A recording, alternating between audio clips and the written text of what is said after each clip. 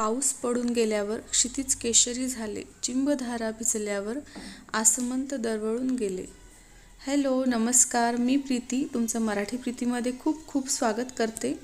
आणि आज मी तुमच्यासोबत खानदेशी स्पेशल डबूक वड्यांची रेसिपी ही भाजी शेअर करणार आहे. तर जेव्हा आपल्याला घरामध्ये कुठलीही भाजी नसते ना, म्हणजे भाजीपाला संपलेला असतो आणि आपल्याला काहीतरी भाजी करायची आहे, तर त्यावेळी बनवण्यासाठी खूप छान अशी रेसिपी आहे.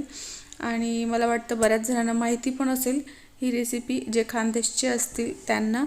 तर सर्वात आधी मी इकडं हे कांदे कापून घेतले आणि त्याच्यानंतर आता हे कांदे मी भाजून घेणार आहे तव्यावर. लोखंडी तवा मी घेतला आहे कांदे भाजण्यासाठी. तसे तर हे कांदे चुल्यावर किंवा जेव्हा आपला तो विस्तव असतो ना, गौरीची राख वगैरे असते गरम, त्याच्यात भाजले ना तर ती भाजी जास्त टेस्टी लागते. ती पण कधीतरी मी शेअर करेल तुमच्यासोबत. आणि आता इकडं मी हे खोबऱ्याचे काप करून घेते आहे आणि त्याच्यानंतर मी खोबरंसुद्धा तव्यावर भाजण्यासाठी टाकून देणार आहे. खोबरं, कांदा आणि लसूण हे सगळं मी व्यवस्थित मस्त करपू देणार आहे तव्यावर. आणि त्याच्यानंतर मग आपण बघूया पुढची रेसिपी. लसूण पण मी कांदे आणि जे आपले खोबरं टाकले ना त्याच्यासोबतच भाजून घेणार आहे. आणि 1 चमचा तेल टाकून घेतलं, त्याच्याने मग ते खूप छान भाजले जातात. आणि असे आपल्याला त्याला हलवत राहायचे आहे व्यवस्थित. आणि त्याच्यानंतर मी आता इकडे जे डबूक वड्यांचे पाडायचे आहेत ना आपल्याला, त्याच्यासाठीचं पीठ मी आधी मळून घेणार आहे. तर हे मी बेसन पीठ घेतलं आहे आणि त्याच्यामध्ये मी चटणी, मीठ, जिरं, ओवा अशा ह्या गोष्टी टाकून घेणार आहे. तुम्हाला वाटलं तुम्ही लसूणची पेस्ट आणि कोथिंबीर पण टाकू शकता. तर हे सगळं मी भिजवून ठेवणार आहे आधीच, म्हणजे ते छान असं मिक्स होऊन जातं, ते म्हणजे मुरून जातं छान. आणि हे आता सगळे मी इन्ग्रेडियंट्स याच्यात टाकून झालेले आहेत. सोबतच मी तव्यावरचे कांदे आणि खोबरं वगैरे पण भाजते आहे.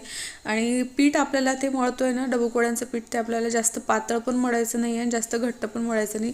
आपण जेणेकरून त्याचं एक चाळणीमधून शेव जसे पाडतो ना त्या पद्धतीचं ते पडलं पाहिजे. आणि असं आपल्याला ते मळायचं आहे. आणि शिजताना पण ते मग थोडंसं मऊसूद असं शिजतं, मस्त लागतं. मग आता थोडं थोडं पाणी टाकून मी हे मळून घेतलं आहे. हे या पद्धतीची कन्सिस्टन्सी मी ठेवलेली आहे. अशा पद्धतीने आपण भिजवून ठेवूया ते बाजूला. आणि आपला हा मसाला इकडं भाजून झाला आहे, कांदे वगैरे, तो मी आता मिक्सरच्या भांड्यामध्ये काढून घेते. आणि तो जास्त गरम आहे त्याच्यामुळे मी लगेच काय मिक्सर फिरवणार नाही आहे, त्याला थोडा वेळ थंड होऊ देईल. आणि तोपर्यंत मग मी म्हटलं पोळ्या टाकून घेते. कणिक मी आधीच मळून ठेवली होती आणि त्याच्यासाठी मग मी तोपर्यंत मसाला थंड होतो तोपर्यंत सगळ्या पोळ्या टाकून घेतल्या. आणि हे पोळ्या असे छान मस्त फुलतात. मग आपण आधी जर कणिक मळून ठेवली तर असे छान मऊ लुसलुशीत राहतात संध्याकाळपर्यंत सुद्धा. आणि पोळ्या कशा कराव्या, कणिक कशी मळावी, यासाठीचा आपल्या चॅनलवर आधीच एक व्हिडिओ मी टाकला आहे, तुम्हाला हवा असेल तर तुम्ही बघू शकता. आणि आता हे मसाला आपला थंड झालेला आहे, तर तो आधी वाटून घेते मिक्सरमध्ये. आणि इकडं पोळ्या ह्या झालेल्या आहेत. आता तेल गरम करायला ठेवलेलं आहे मी आणि मसाला वाटून झालेला आहे, तो आपण आता फोडणी देऊया. आणि तेल आपण कमी गॅसवरच गरम होऊ दिलेलं आहे, म्हणजे मग जास्त असं करपत नाही मसाला आपला. आणि हा आता मी मसाला टाकून घेतला आहे तेलात आणि तो छान असं तेल सुटेपर्यंत आपल्याला मस्त असं परतवून घ्यायचं आहे त्याला. आणि साईडलाच मी गरम पाणी पण ठेवून देणार आहे, कारण मग मसाला हे जेव्हा परततो ना आपण तेव्हा गरम पाणी टाकायचं, म्हणजे छान तेल सुटतं आणि भाजीला चव देखील खूप छान येते.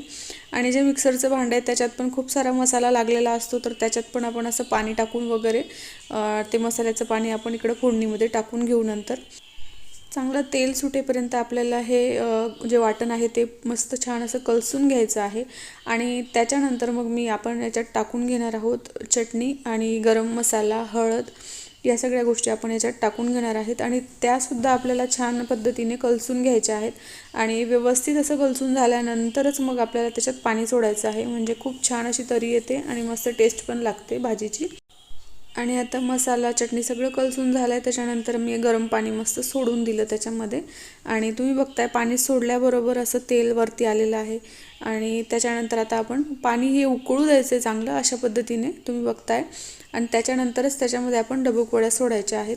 आता हे जे पीठ आधीच आपण मळून ठेवलं होतं ना, ते आपण आता ही चाळणी घेतली आहे मी, घासणी खोबरं किसायची, आणि तिच्याने आपण आता ह्या डबूक वड्या पाडून घेणार आहोत. तर तुम्ही बघताय की किती मस्त एक शिल्लक अशा एक म्हणजे सुटसुटीत अशा त्या डबूक वड्या पडता आहेत. आणि गरम जेव्हा होऊ देतो ना आपण ते पाणी, गरम पाण्यात जेव्हा सोडतो ना तर त्या मोकळ्याच राहतात. नाहीतर मग थंड्या पाण्यात जर टाकल्या ना आपण अशा डबूक वड्या, तर त्या ना एका ठिकाणी चिटकून जातात अशा. हे तुम्हाला अगदी एक तार अशा मोकळ्या दिसत असतील त्या. तर त्याच्यामुळे आपण कधी पण पाणी गरम करून करायचं।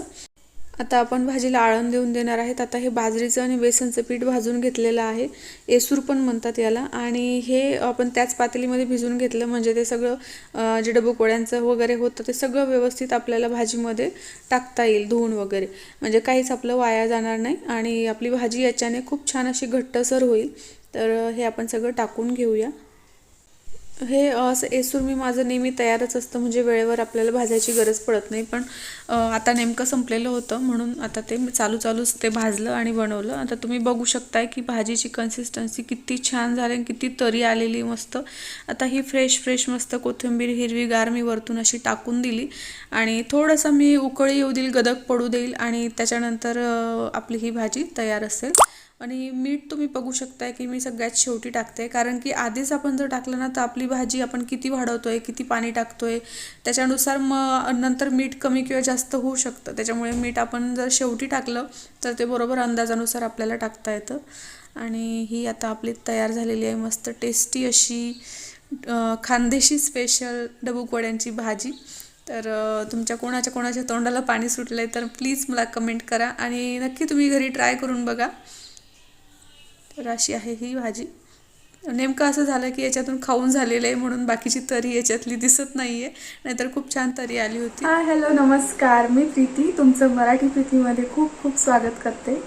आणि आजची रेसिपी ही अशी होती खानदेशी स्पेशल डबूपोळ्यांची भाजी। तर कशी वाटली तुम्हाला आजची रेसिपी ते प्लीज मला कमेंट करून कळवा, म्हणजे तुम्ही आधी भाजी करून बघा आणि ती कशी लागली ते करून झाल्यानंतर कशी त्याची चव वाटली तुम्हाला ते झाल्यानंतर मग मला कमेंट करा हवं तर। खूप छान आहे आणि जेव्हा आपल्या घरात भाजीपाला काहीच नसतो त्यावेळेला करायला तर एकदम मस्त आहे, बेस्ट अशी भाजी आहे। आता हे जे तुम्हाला दिसतंय ना हे काम पूर्ण झालेलं आहे फर्निचरचं। वरती ते पडदीला आम्ही असे केलेले आहे पडदीचं फर्निचर, आणि त्याच्यानंतर हे क्रॉकरी युनिट आहे ते सगळं अजून क्लीन करायचं राहिलेलं आहे। आणि स्वयंपाक झालेला आहे माझा। त्याच्यानंतर आता हे खाली ट्रॉली बनवायला टाकले तर ट्रॉलीवाला येणार आहे, आणि वरती फर्निचर चालू असल्यामुळे हे तुम्ही बघू शकता आता सगळे डबे वगैरे आणि बाकीचं सगळं असं खूप अस्ताव्यस्त झालेलं आहे। आता ते सगळा पसारा काढते मी, कारण फर्निचर चालू असल्यामुळे मला काहीच बाकीच्या गोष्टी करता येत नव्हते, रोजचं स्वयंपाक वगैरे फक्त करत होती। आता हे सगळे भांडे बाहेर काढते आणि हे सगळं क्लीन करते, कारण मग ते ट्रॉलीवाले आले की ते ट्रॉल्या बसवतील आणि सगळे आता असं पण हे आवरायचंच होतं मला। चला तर मग आपण सुरू करूया।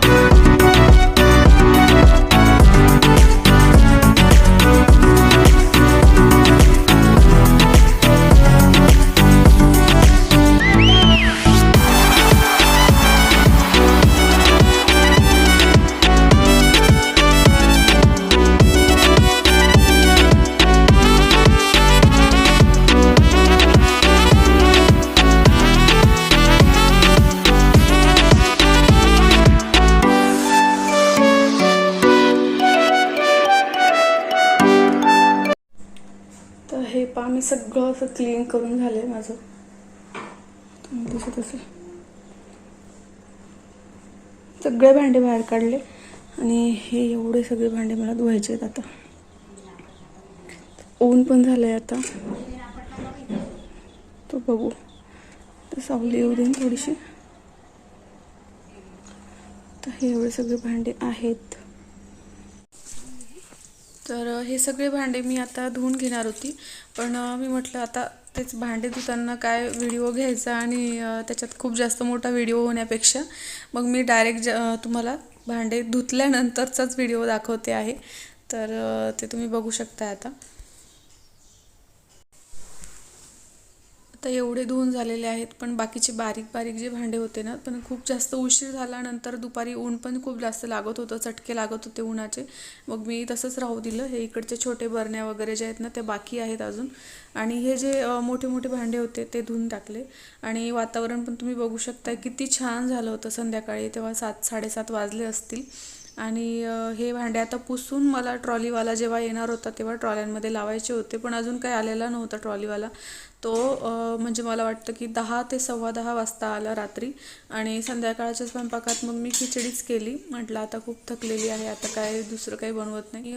ते ट्रॉलीवाले जेव्हा 10-10:15 वाजता आले, त्याच्यानंतर त्यांनी ते फिटिंगचं काम सुरू केलं, ट्रॉल्या बसवण्याचं. आणि जवळजवळ त्यांना 12:30 वाजले होते रात्रीचे.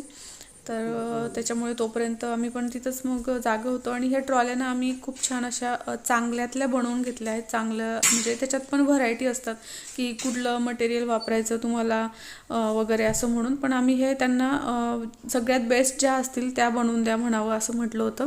आणि ह्या पा तुम्ही ते बसवून झाल्यानंतरचा हा व्हिडिओ मी तुम्हाला दाखवते आहे. तर त्यांना ते ट्रॉली वगैरे बसवायला ना खूप जास्त वेळ लागून गेला, त्याच्यामुळे मग मी रात्री काही ते भांडे लावत बसली नाही. कारण मग सकाळी पण लवकर उठायचं असतं, कृष्णाची शाळा असते वगैरे. म्हटलं आता राहू देऊ, कारण मला पहिल्यांदाच मी ट्रॉल्यावर असणार आहे, तर मग मला थोडा वेळ देऊनच त्या लावाव्या लागतील. कारण मलाही माहीत नाही की कुठल्या ठिकाणी कुठल्या वस्तू ठेवल्या तर मला त्या हँडी पडतील आणि व्यवस्थित, म्हणजे मला माहिती नाही मॅनेज कसं करावं. ते मी आधी बघेल कुठं कसं ठेवावं काय असेल ते, आणि त्याच्यानंतर मग मी सगळ्या ट्रॉल्या लावणार आहे व्यवस्थित. तर हे अशा ट्रॉल्या झाल्या आहेत सगळ्या. आणि दुसऱ्या दिवशी सकाळी मग जे भांडे आहेत ते मी म्हटलं थोडीफार धूळ वगैरे बसली होती त्याच्यावर, कारण फर्निचरचं काम घरात झालं आहे ना, तर इकडं झाडू मारला तर तिकडं दुसरीकडेच धूळ इतकी उडून जाते ना, तर असंच चालू आहे सध्या. तर हे आता लावून घेते मी जेवढे आहेत तेवढे भांडे. तर असा होता आजचा व्हिडिओ कसा वाटला ते मला नक्की कमेंट करून कळवा. चॅनलवर जर तुम्ही नवीन असाल तर सबस्क्राईब करून घ्या. आणि अजून अशा एका इंटरेस्टिंगमध्ये व्हिडिओमध्ये भेटूया. तोपर्यंत नमस्कार.